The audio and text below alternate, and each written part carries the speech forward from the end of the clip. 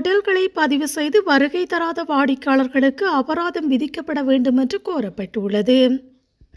கனடாவின் கியூபெக் மாகாண ஹோட்டல்களின் உரிமையாளர்கள் இந்த கோரிக்கையினை முன்வைத்துள்ளனர்.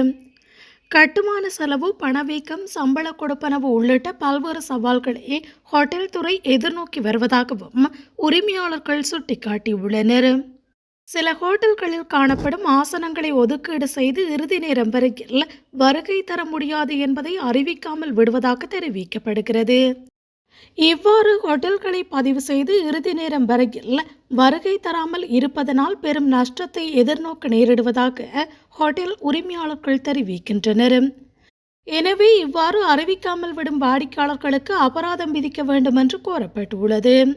வாடிக்கையாளர்களின் இந்த செயலினால் ஹோட்டல் ஒன்று சராசரியாக $47,000 இழக்க நேரிடுவதாக தெரிவிக்கப்படுகிறது. எனவே வாடிக்கையாளர்கள் முன்பதிவு தொடர்பில் நேர்மையாக செயல்படுவதனை உறுதி செய்ய வேண்டும் என்றும் ஹோட்டல் உரிமையாளர்கள் கோரியுள்ளனர். அவ்வாறு நேர்மையாக செயல்பட தவறும் வாடிக்கையாளர்கள் மீது அபராதம் விதிக்கும் சட்டங்கள் உருவாக்கப்பட வேண்டும் என்றும் கோரிக்கை முன்வைக்கப்பட்டுள்ளது.